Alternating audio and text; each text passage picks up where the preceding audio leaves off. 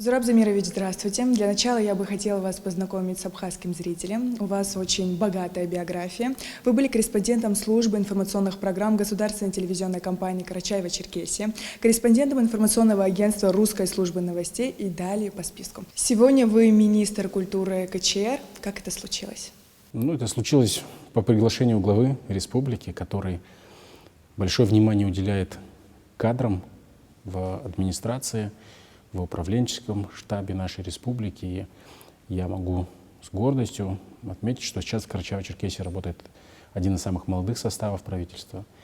Наши коллеги приглашают молодых специалистов, уже имеющих опыт работы на всероссийском уровне, возвращаться домой, в регион, переносить тот опыт, который получен в Москве, в Санкт-Петербурге, в крупных городах России, на благо республики. Такое же приглашение почти 1,5 года назад получил я. И для меня это, конечно, огромная ответственность, огромная честь вернуться в родную республику и заниматься вопросами, которые, я уверен, они даже важнее, чем экономические вопросы, они важнее, чем инфраструктурные, потому что экономика и инфраструктура, они нужны нам для того, чтобы быть кем-то. А вот кем именно быть, диктует нам культура. Поэтому направление, которое мне доверено, считаю одним из самых главных, самых непростых, потому что если есть средства, поддержка, деньги, то, например, проложить дорогу или построить какое-то здание несложно. Это можно сделать за год, за два. А восстановить утерянное искусство, найти мастеров, которых уже нет, или вырастить новую плеяду писателей, поэтов, это не вопрос 1-2 лет. Поэтому культура очень непростое направление, но очень для меня важно, и я рад, что моя жизнь так повернулась после 15 лет работы за пределами родной республики. Я вернулся для того, чтобы, наверное, самую главную миссию свою, самую главную работу свою начать делать, что я делаю с огромным удовольствием и любовью. Вы уже больше года находитесь на посту министра культуры, а вступили вы в эту должность в разгар пандемии, получается. С какими сложностями вы столкнулись и какова ситуация ведомства на сегодняшний день? Конечно, пандемия, ограничения, которые она вызывает, они нанесли огромный ущерб не только экономике всего мира. Культура, массовые мероприятия, они все строятся на том, чтобы собирать людей вместе, чтобы они вместе смотрели то, что создали для них деятели культуры, деятели искусства. И именно зрелищные мероприятия страдают больше всего. Мы уже больше года не можем провести полноценно ни одно мероприятие. В лучшие периоды рассадка у нас была 50%. В худшие времена это пустой зал и несколько телекамер. И для артиста нет ничего хуже, чем выступать перед объективами, не чувствуя энергию из зала. Поэтому мы чувствуем сейчас угрозу, которую уже несет пандемия культуре. Если человек год не выступает, если у него нет возможности общаться со зрителем, обмениваться энергией, конечно, он многое теряет и в исполнительском мастерстве, и в самом смысле своего существования. Это мы видим.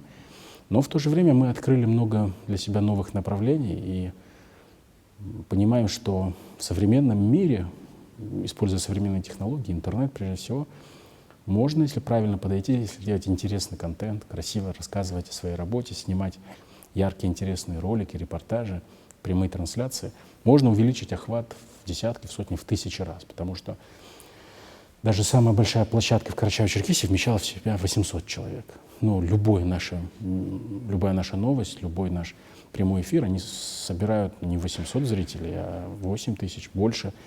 И когда мы видим, что это интересно нашему зрителю, когда мы видим репосты, когда мы видим публикации и обсуждения, мы понимаем, что зрителю важно. Это не всегда возможно в зрительном зале, тяжело обсуждать спектакль прямо там. И такие новые возможности сейчас имеются, мы их тоже исследуем, потому что такой мир, нужно адаптироваться и жить по-новому. Конечно, надеемся, что вакцинация повсеместная, общий осознанный подход, соблюдение ограничительных мер позволит как можно скорее нам пройти пандемийный период, и тогда уже в полной мере развернуться. Мы с нетерпением этого ждем, потому что нам есть что показать. Культурные учреждения сейчас закрыты все, получается? Прямо в эти дни у нас в России введены 7-дневные каникулы, которые отправили на дистанционную работу, на удаленку всех сотрудников. И дальше, скорее всего, будут ограничения.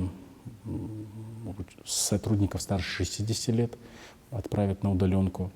Тех, у кого нет прививок, тоже не будут допускать к контакту с людьми. Это действительно серьезные ограничения, серьезные сложности. Какие меры поддержки предлагает государство в этой связи? Но надо отметить, что в Российской Федерации работают очень мощные, очень эффективные национальные проекты. Национальный проект «Культура». В себя он включает несколько госпрограмм, которые прежде всего последние несколько лет ориентированы на развитие инфраструктуры. В одной только маленькой Карачаево-Черкесии мы ежегодно на федеральные деньги, благодаря поддержке центра, строим, реконструируем или капитально ремонтируем больше 10 объектов культуры. Это дома культуры, очень интересные, яркие, современные. Это школы культуры и искусств. Прямо сейчас в Черкесске старейшая школа искусств, которой около 100 лет. Она практически с нуля воссоздается в рамках реконструкции. И это будет самое современное здание, где будут новые площади, новые классы, новые возможности. И большое внимание уделяется наполнению этих зданий. Часть нацпроекта позволяет приобретать оборудование, приобретать все необходимое, чтобы это были не просто красивые здания, чтобы в них действительно кипела культурная жизнь. Но прямо сейчас, параллельно с инфраструктурными проектами, запущено несколько проектов, которые позволяют финансовую поддержку получить. Уже несколько лет очень активно работает фонд президентских грантов. В этом году он был дополнен специальным фондом культурных инициатив, который ориентируется полностью на мероприятия в сфере культуры. И здесь нам радостно видеть, что даже в маленькой республике Карачаево-Черкесии мы более 20 миллионов рублей на несколько грантов выиграли в этом году. Это и съемки полнометражного фильма про то, как мальчишка из Москвы возвращается в родной аул. Фильм так называется «Испытание аулом». И то, как вот сейчас происходит этот разрыв между нашим традиционным и современным, и как нам это сохранить, все это в этом фильме будет описываться. Есть у нас школа кино, которая позволяет нашим любителям становиться профессионалами, изучать технические специальности, такие как оператор, звукорежиссер, монтажер. Есть замечательный проект, который мы реализуем совместно с Московским союзом архитекторов и Голландским архитектурным бюро. Проект этот называется «Идентичность в типовом». Он направлен на исследование и на улучшение всей сети домов культуры. То есть что из себя представляет ДК сегодня, каким он должен быть снаружи и внутри, чтобы быть настоящим местом, где культура расцветает. Вот это мы с профессионалами мирового уровня сейчас исследуем в нашей маленькой республике, чтобы этот опыт потом на всю страну можно было бы привнести. Поэтому сегодня деньги, государственная поддержка есть. Мощнейший инструмент — это Пушкинская карта, недавно запущенная, позволяет молодежи от 14 до 20 лет бесплатно ходить на культурные мероприятия. И я думаю, что сейчас то самое время, когда деятели культуры должны быстрее, активнее включаться в новые форматы, потому что я думаю, что от интернета, от Инстаграма, ТикТока реальные деятели культуры очень отстают. Там многомиллиардные вложения, там яркие вывески, спецэффекты, каждый день меняющиеся тренды. И за всем этим очень легко не успеть. И я думаю, что сегодня как раз мы находимся на передовой вот этой борьбы за внимание нашего зрителя. Поэтому это большой вызов, но и ресурсы, и понимание того, что делать у нас есть. Действительно, пережить бы скорее нам пандемию и вот новое, интересное, яркое нашему зрителю дарить. Я думаю, мы справимся с последствиями пандемии очень быстро. Вот вы уже выделили для себя вот в деятельности министерства какие-то приоритетные направления? Конечно, приоритетными направлениями в Кавказской, в Национальной Республике, конечно, прежде всего является сохранение национальной культуры. Потому что мы на то и жители Карачаево-Черкесии, представители 5 основообразующих народов — карачаевцев, русских, черкесов, абазинов, нагайцев. И этим мы отличаемся от регионов Центральной России, регионов Севера, тем, что у нас есть наша уникальная многонациональная культура. Но она в опасности. Как мы говорили, сегодня маленьким детям очень легко подменить ценности на те, которые могут неконтролируемо идти из гаджетов, из YouTube, из интернета. Если мы не дадим им альтернативу, если мы не покажем, что национальные танцы, национальные театры, народно-художественные промыслы, то, что пронесли мы через века, для них не является более ярким, более интересным, родным, то очень высок риск, что за потерей вот этих вот культурных ценностей очень быстро последует потеря родного языка. Мы все сейчас столкнулись с этой опасностью. Я знаю, что и в Абхазии есть проблемы, и на всем Кавказе есть проблемы. Но это вызов глобализации. Мы понимаем, что сейчас для кого-то важнее изучать там английский язык, чем свой родной. Мы тоже через это все проходили. И как раз вот сохранение исконного нашего, вот то, что отличает наши народы, нашу республику от всех остальных, это главный приоритет. Большое значение для нас имеет развитие инфраструктурных проектов. Прямо сейчас мы работаем над реконструкцией драматического театра, который у нас несколько лет в аварийном состоянии находится, но благодаря поддержке Москвы мы разработали проект яркий, современный, новый. И сейчас мы его в этом году будем защищать перед федеральным министерством, чтобы получить финансирование уже со следующего года. Надеемся начать строительство. Это большой проект, это здание даже больше, чем этот прекрасный театр, в котором мы находимся. И, конечно, тут очень полезна поездка, потому что ваш прекрасный театр подтолкнул к многим мыслям, которые обязательно надо нам учесть в разработке проекта. Ну и, конечно, приоритетом является задействование всей сети домов культуры, потому что их строится довольно много, есть старые, неплохие дома культуры. Но мы видим, что сегодня на селе, в малых городах, зачастую кадров, профессионалов, молодых, энергичных, любящих культуру, выбравших ее как смысл своей жизни, их не хватает. И мы понимаем, что очень часто Дом культуры — это здание, и в нем чувствуется немножко пустота. Поэтому мы разработали сейчас стандарты, мы сделали культурный минимум, обязательно должны быть кружки в любом доме культуры, обязательно должны быть еженедельные мероприятия, минимум 2 раза в месяц должны приезжать какие-то гастролеры из других районов республики, из других регионов. Это большая системная работа, у нас больше 300 учреждений культуры в Карачаево-Черкесии, если считать библиотеки, школы искусств. Поэтому вот сейчас включить всю эту систему в полноценную работу — это наш приоритет. Ограничения нам мешают работать. Есть ли у вас государственные программы по сохранению этнической самобытности в регионах? Если да, то расскажите о них, пожалуйста.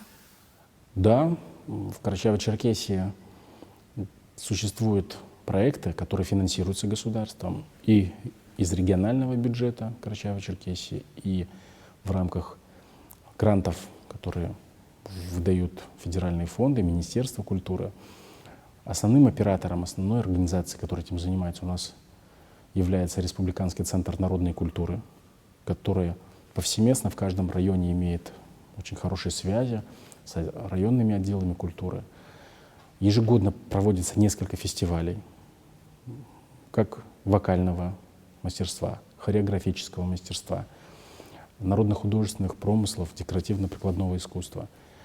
Эти мероприятия у нас служат способом оценки, что у нас есть сегодня, где мы сегодня.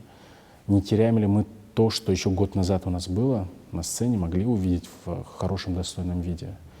Не ушли ли старшие мастера, которые не успевают передать молодежи свое искусство. А поэтому работа такая системная ведется. Мы видим здесь проблемы, потому что действительно преемственность поколений, молодые кадры — это проблема.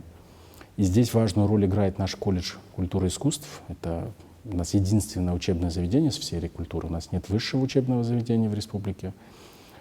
Есть факультеты в институтах, но колледж — это то место, где удается сохранять с помощью мастеров и передавать молодежи, взращивать новое поколение мастеров как раз и народные ремесла, которыми Карачаево-Черкесия славится. И мы рады представить их на выставке, которая в эти дни открыта в Республике Абхазия и пройдет в нескольких городах.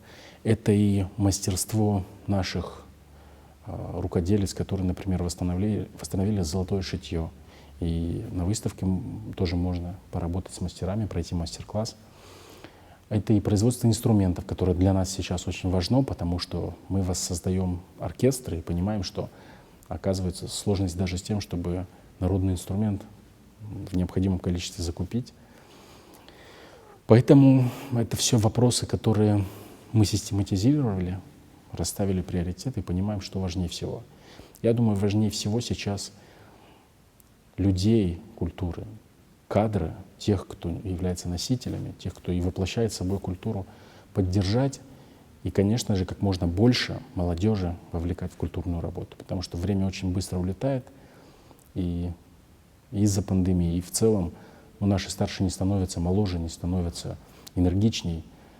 И вот это самая большая задача, которую мы видим, передавать искусство, культуру молодежи. Вот самые популярные певцы в КЧР и за ее пределами, эстрадные или вот оперные? Ну, конечно, на сегодняшний день эстрада, потому что в Карачаево-Черкесии классической школы оперной никогда не существовало. У нас есть государственная филармония, в ней в свое время был оркестр, потом он был расформирован, и в этом году одной из приоритетных задач мы выбрали воссоздание оркестра классического.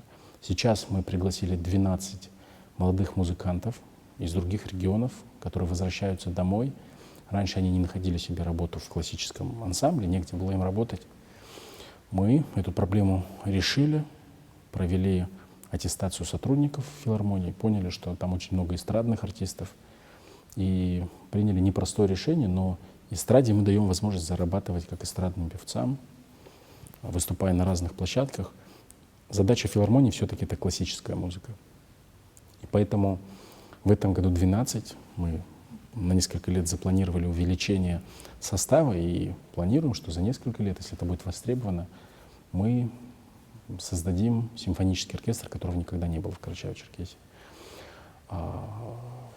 Но самостоятельные, яркие и популярные артисты из Карачаево-Черкесии, они сами заходят в чарты и российских радиостанций, телеканалов, и на YouTube очень хорошо себя продвигают. Поэтому сегодня, конечно, эстрада более яркая, но я горд тем, что в Карачаево-Черкесии наше народное искусство, оно всегда оставалось на высоком уровне.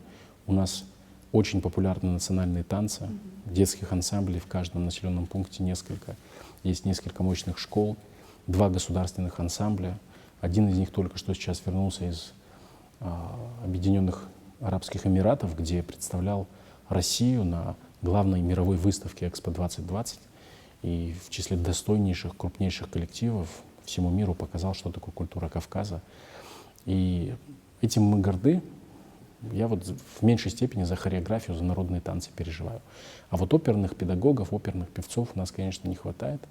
Но в этом году был интересный проект. К нам приезжала оперная певица Любовь Юрьевна Казарновская. Приезжала вместе со своими учениками, проводила у нас мастер-классы. И впервые за десятилетие у нас были дважды концерты симфонических оркестров. Один из Северной Осетии приезжал, другой из Ленинградской области. Это яркие, очень такие мощные вспышки культурной жизни, которых не хватало населению. Но действительно, и даже в них мы не могли собрать полные залы, и это было очень грустно. Но, повторюсь, благодаря поддержке ваших коллег, журналистов, мы снимали прямые эфиры, и охват даже получился больше. Если в зале сейчас в нашем там 400 человек помещается, мы считаем количество просмотров, видим, что несколько тысяч посмотрели эти концерты. Поэтому мы стараемся извлекать плюсы из даже этой непростой ситуации. И думаю, что в следующем году вот эти мастер-классы, вот эта вот попытка найти баланс между классикой и национальным искусством, эстрадой, нам даст новые проекты. Потому что мы осознанно в этом году тоже создали одну из лучших на Кавказе звукозаписывающих студий. И я рад был предложить моему коллеге, министру культуры Республики Абхазия, организовывать выездные музыкальные сессии у нас, чтобы ваши артисты приезжали, на этом хорошем оборудовании работали. Мы готовы его предоставлять безвозмездно. Надо будет подумать нам вместе о том, где разместить наших гостей, артистов, о дороге. Но вот эту площадку мы готовы развивать, потому что у нас очень талантливые люди, такие же, как в Абхазии, такие же, как на всем Кавказе. И вот сейчас новые возможности есть. Я думаю, мы можем их реализовывать вместе. Карачаево-Черкесия — один из регионов, где издревле кипела культура. Это участок Великого Шелкового пути. Это участок, где Византийская империя распространяла свое влияние и на рубеже тысячелетий, и в дохристианскую эпоху. Памятников истории у нас довольно много, конечно, не столько, сколько в Абхазии, на берегу Черного моря, знаменитого Понта, где греки, где турки, где кочевые народы все время, проходя, обогащали культуру, оставляли свои следы. Конечно, через хребет переходило не так много культурных объектов, но на сегодняшний день Карачаево-Черкесия в историческом плане богата своими дольменами. Наиболее яркие памятники архитектуры на сегодняшний день — это древнехристианские аланские храмы, которые сохранились в очень хорошем виде. И сегодня они, находясь в очень живописных местах, это и Синтинский храм, и Шаанинский храм, являются точками притяжения туристов. И есть также объекты, которые принадлежат к нашим музейным филиалам, такие как Пашня Адиюх, такие как Хумаринское городище, такой как древняя солнечная обсерватория в поселке Архыз, рядом с комплексом храмов. Все это объекты, которые, конечно, нуждаются сегодня в защите, время их не щадит. Но для нас, как для региона, который развивает туризм, а Карачаево-Черкесия развивается в этом плане, вот на сегодняшний день у нас около 1,5 миллиона туристов в Карачаево-Черкесию приехало в этом году. И эта цифра несколько лет уже растет, потому что и горнолыжные курорты наши, Архыз, Теберда, Домбай, и не только в зимнее время, но и в летнее привлекают туристов. И, конечно, все они стремятся посетить и культурные объекты. Поэтому мы сейчас разрабатываем новые туристические маршруты, чтобы у туриста с любым интересом была возможность не только отдохнуть активно, покататься там на сноуборде или летом на лошади, спуститься на рафтинге, но очень многих интересует именно культурный, исторический, религиозный туризм. У нас знаменитый лик Христа в Архызском ущелье. В то же время балансируется это все с современными интересными объектами, такими как астрофизическая обсерватория, уникальный объект, радиотелескоп, которых в России не существует больше нигде, даже в Евразии. Вот это все позволяет нам создавать маршруты для туристов с любыми интересами. Но, конечно, народное искусство это все дополняет, и наши гости могут за выходные увидеть и храмы, и попробовать вкусную кавказскую еду, посмотреть национальные танцы, сами поучаствовать в каких-то мероприятиях. Вот это все комбинируя, мы стараемся привлекать в республику. Это дает дополнительный ресурс для того, чтобы мы заработанные деньги могли вкладывать в сохранение, в развитие культуры. Поэтому это важное направление. Карачаево-Черкесской республике в 2022 году исполняется 100 лет. Запланирован ряд мероприятий. Вы начали свои гастроли с Абхазии. Приехала делегация из 50 человек, если я не ошибаюсь. Какие планы на будущее? Это первый вопрос. И вы первый раз в Абхазии? Я в статусе министра культуры в первый раз, и для меня это большая честь и ответственность представлять нашу республику, представлять ее с нашим культурным багажом, с культурными сокровищами.